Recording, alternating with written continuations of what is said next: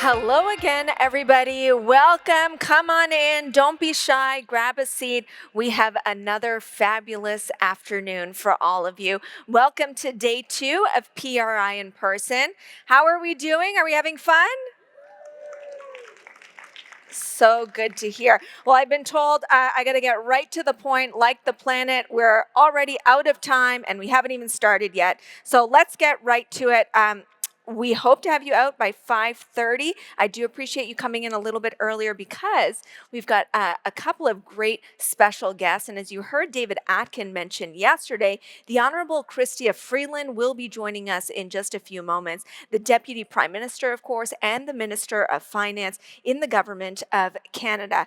Now, I'm not introducing her. I'm introducing the person that will be introducing her. So please give a warm welcome to MP Ryan Turnbull, who is the Parliamentary Secretary for the Deputy Prime Minister and the Minister of Finance, as well as the Minister of Innovation, Science, and Economic Development. A warm welcome, please, for Mr. Turnbull.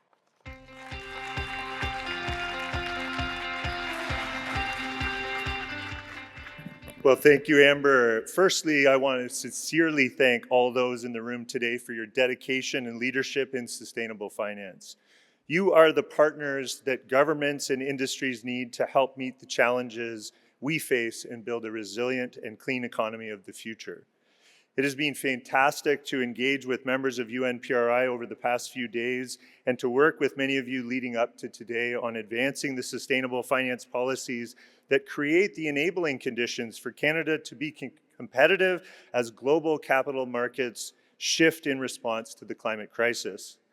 Many of you will know that our government takes our climate commitments extremely seriously, evidenced by the fact that we've implemented a world-leading mixture of climate policies in Canada that include passing landmark legislation like the Net Zero Accountability Act, introducing carbon pricing, directing funding for projects in the clean economy through programs like the Strategic Innovation Fund and the Zero Emissions Transit Fund, deploying capital through blended finance utilities like the Canada Growth Fund and the Canada Infrastructure Bank, launching Canada's first green bonds framework, and rolling out 4 clean economy investment tax credits with 2 more to come. Our government has done all of these, but we know we can and we need to do more, and that's why we're constantly engaging and listening and raising our ambition for clean growth. Now I have the distinct pleasure of introducing a friend, colleague, and a fellow champion for building a clean economy. Someone who pushes herself every day to do big, hard things, to stand up for Canadians, to steward our nation's resources responsibly, and invest strategically in a clean and prosperous future for all Canadians. As Canada's Deputy Prime Minister and Minister of Finance, the Honourable Chrystia Freeland has led the renegotiation of NAFTA, been steadfast in her support for Ukraine, implemented a national early learning and childcare program, and steered our economy through the aftershocks of the global pandemic while maintaining a AAA credit rating and attracting record-breaking amounts of foreign direct investment that has seen our economy projected by the IMF to have the strongest GDP growth in the G7 in 2025. I'm ecstatic that the Deputy Prime Minister is not only with us today, but that she brings us exciting news on 2 more big steps forward on sustainable finance in Canada. Please help give her a warm welcome to the Deputy Prime Minister.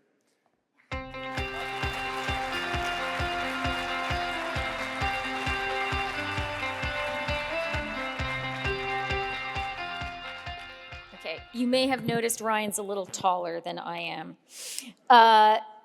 Je tiens d'abord à reconnaître que nous sommes réunis sur le territoire traditionnel de nombreuses nations, notamment les Mississauga du Credit, les Anishinaabe, les Chippewa, les Haudenosaunee, et les Wendat. It is so great to be here.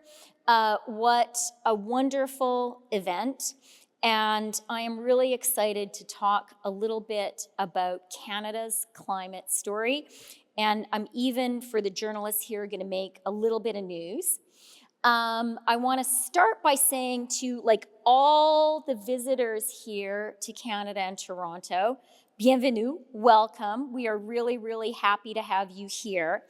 I am assuming all of you are real climate activists, so I have one suggestion. Consider riding around this beautiful city on a bike. It's actually still really warm. We have lots of bike lanes, and it is an efficient way to get around. I rode my bike here from my last meeting, and my colleagues, who are younger than me, took a car, and I got here before them. So that's proof that efficiency and climate action can go together. I also just want to take a moment for all of us to say a big thank you to Amber. Can we all say thanks? I used to do her job as a financial journalist, emceeing events like this. It's really hard, it's really tiring, and I think she has really been doing fantastic work for all of us today. Plus, she got the memo about wearing green. Look, I really also want to thank my parliamentary secretary, Ryan Turnbull, and recognize his work. He really has devoted his entire professional life to climate, to sustainable finance, to impact investing. He has a whole hinterland of work on that he did that really was one of the principal inspirations for him to run for office, become an MP. And he has taken that knowledge and that passion and really applied it to working hard on developing our climate agenda. I feel a little bit badly making today's announcement because really this is work that he has poured his heart and soul into, and I'm so grateful to him, and Canadians are lucky we have him in Parliament.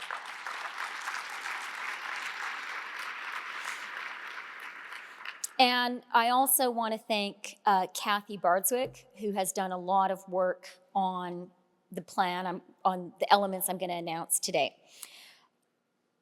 Before getting to today's specific announcement, I want to take a moment to talk to people here about Canada's climate plan and our climate action.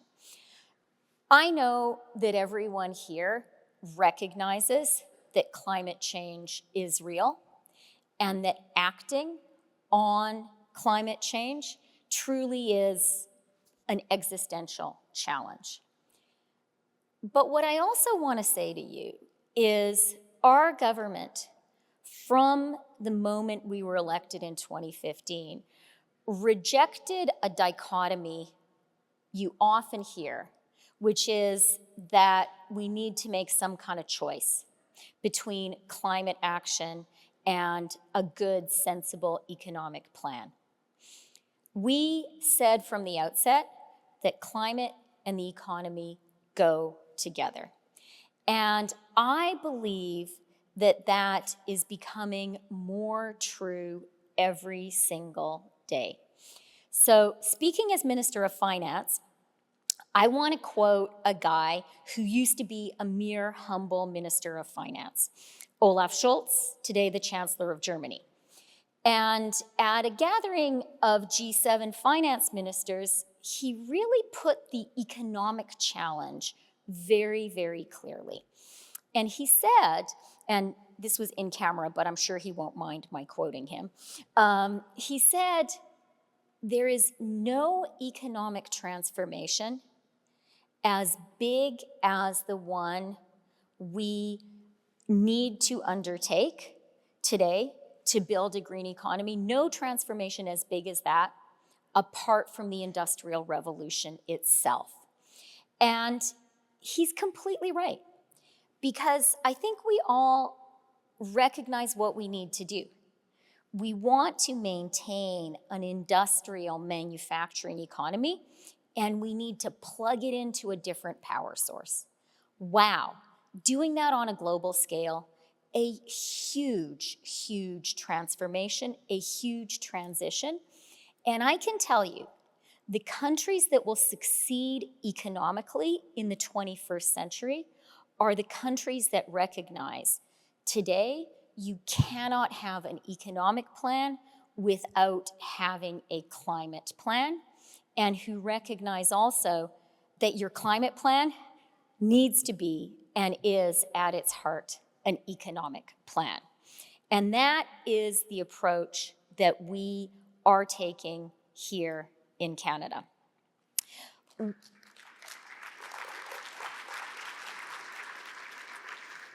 Nous comprenons que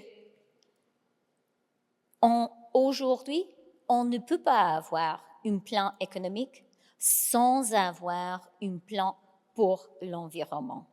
Nous comprenons que ce changement, cette transition verte, est le changement économique le plus important dans le monde entier et c'est la transformation la plus importante depuis la révolution industrielle elle-même. So what are we doing about it? We have, and I'm not talking to you guys about theory. I'm going to talk to you about what we have already in place. And if you like what you hear and you feel like investing more in Canada after this, that's okay with me. You should. We have already in place in Canada a $160 billion net zero economic plan. We believe that Canada is the only country in the world that has matched as a share of GDP the US industrial policy.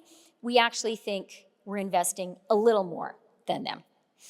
And I want to talk to you about some of the elements of that plan. Part of that plan is the Canada Growth Fund. This is $15 billion of concessional finance to be invested in the green transition. And we knew we had to put some money on the table. We knew we had to help some of these climate projects really take off. We had to help companies that are working in the green space. But we also knew we had to do it in an economically effective way. We had to apply a professional investor mindset. And so the Canada Growth Fund is managed by one of Canada's pension funds. And I hope everyone recognizes here, Canada has, okay, I'm gonna brag a little bit, the best pension funds in the world. They are really our crown jewels. They are excellent world-class investors. And so we said to PSP, one of our pension funds, we'll give you $15 billion of the people's money, and we want you to invest this on a concessional basis, but with your smart investor mindset in the green transition. And that is exactly what they are doing at a pace that the urgent climate crisis demands. We announced that we were going to create them only in 2022. They already have done 8 deals, deploying $2 billion worth of capital, including 3 historic carbon contracts for difference. They're investing in things like CCUS projects, in Markham District Energy, that is low emissions heating here in Ontario, and there is a lot more to come.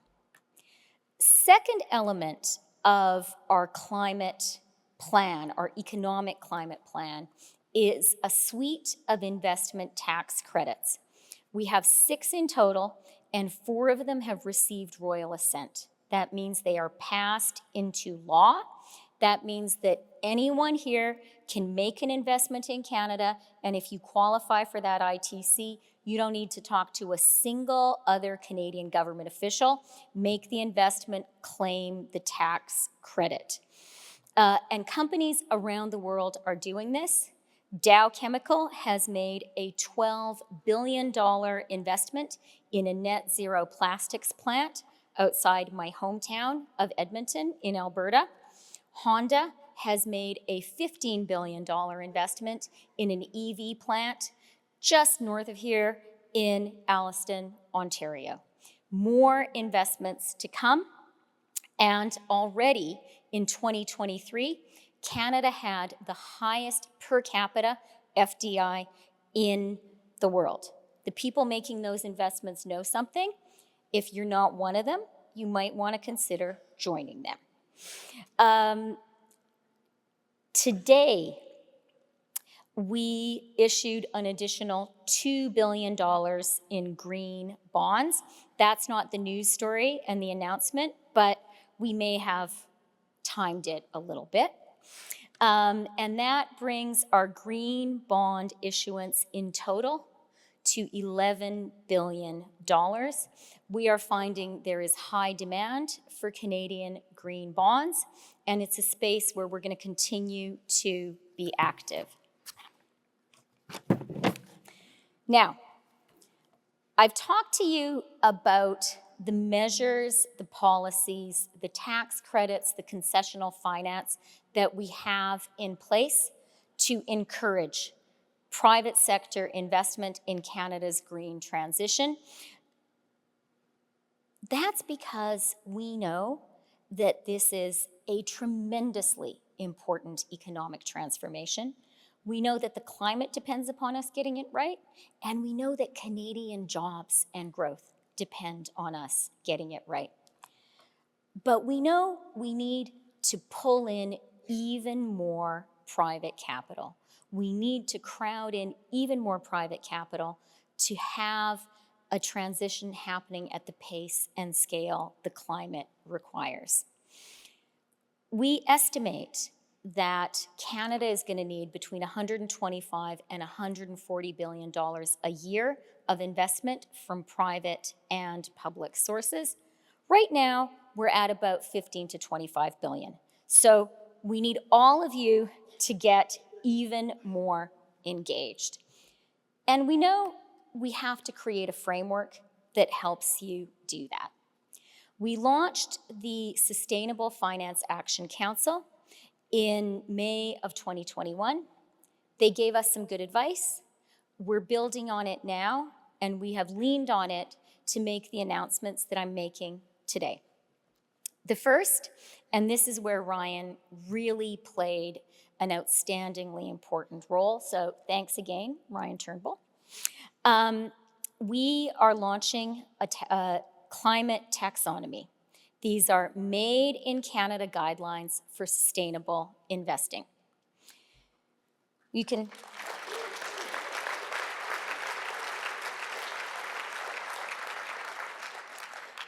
The development of that Canadian taxonomy will provide guidelines to identify green and transition investments.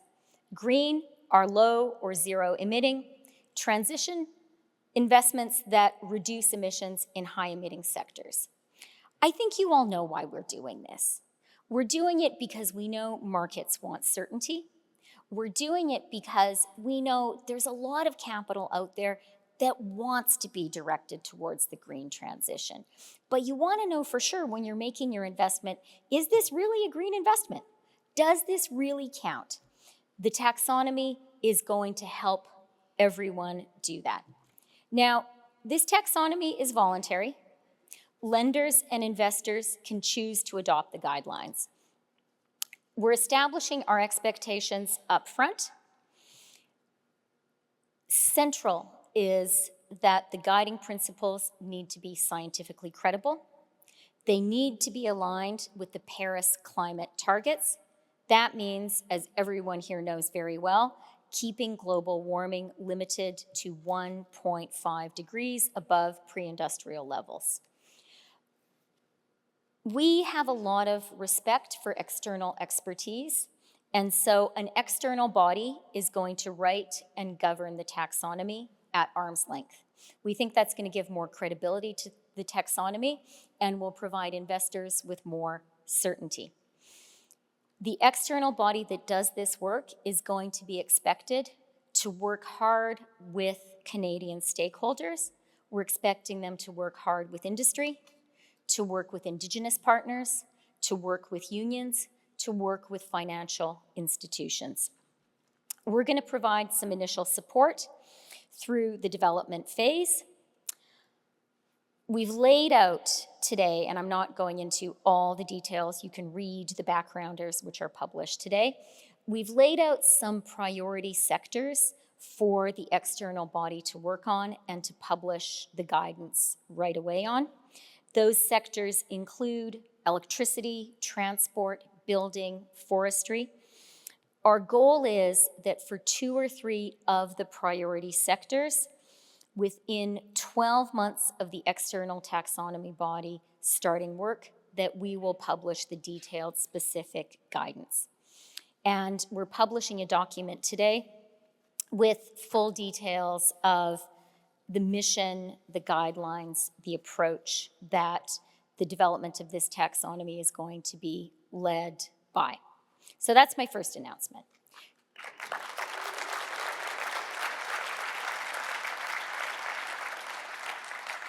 The second announcement is about climate disclosure. Again, I know that when I talk about the importance of climate disclosure, I am preaching here to the choir. So we all agree, climate disclosure, a good thing for business, right? So I'm announcing today our government's intention to amend the Canada Business Corporations Act to require climate disclosures from large, federally incorporated private businesses. And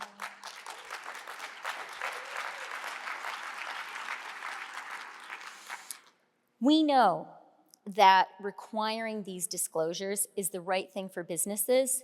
It's the right thing for their lenders. It's the right thing for their insurers. It's the right thing for their shareholders. Requiring disclosures means people can make decisions based on transparency and understanding of climate risks and climate exposure.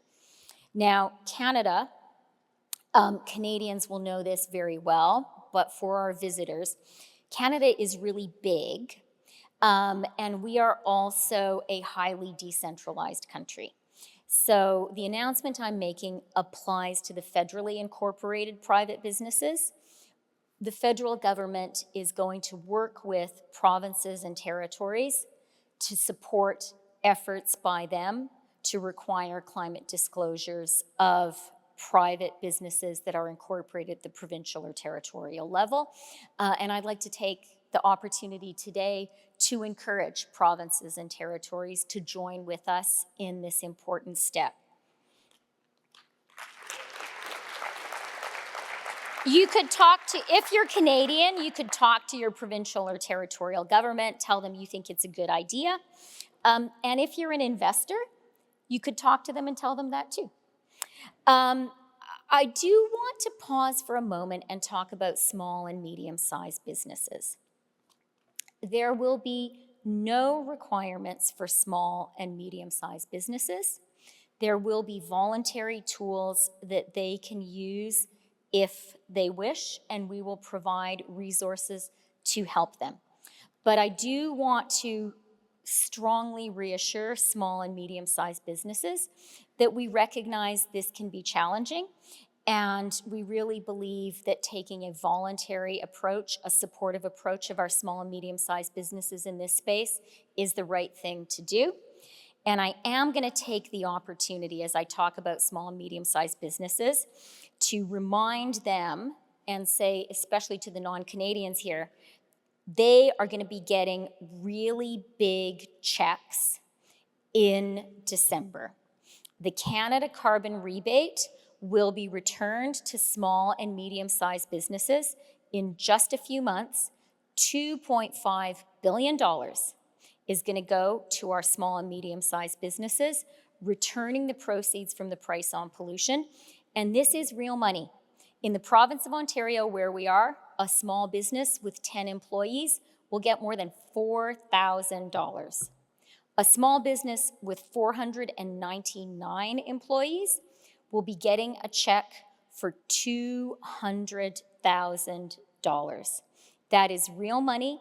This is because a price on pollution works, and making sure it works, how we make sure it works is we give the proceeds back to Canadian families and to Canadian small and medium-sized businesses. And you don't have to fill out any forms to get that money, just fill out a tax return. Alors, Merci pour votre attention. Merci pour votre travail acharné. Je sais que les gens ici sont les gens vraiment dédiés. Vous êtes gens qui font du travail acharné pour notre économie et pour notre environnement. J'apprécie votre travail énormément et je veux vous assurer que le gouvernement du Canada comprend l'importance d'environnement et l'importance de l'économie. Et nous comprenons qu'aujourd'hui, on doit travailler pour tous les deux ensemble. On ne peut pas aujourd'hui avoir un plan économique sans avoir un plan pour l'environnement au cœur, au sein du plan économique. Et c'est précisément ce qu'on fait maintenant. Nous comprenons qu'un marché de finances durable est fondamental pour avoir un plan environnemental et économique. Et je vous remercie énormément du plein cœur pour votre travail. And look, I really encourage you. I hope you like what you've heard about what we're doing here in Canada. I hope you'll take a closer look, and I hope that will encourage you to bring your checkbooks and invest in the Canadian economy. I'm going to hand it back over now to Amber, and maybe we can conclude by thanking her for the really hard work she's doing for all of us here today.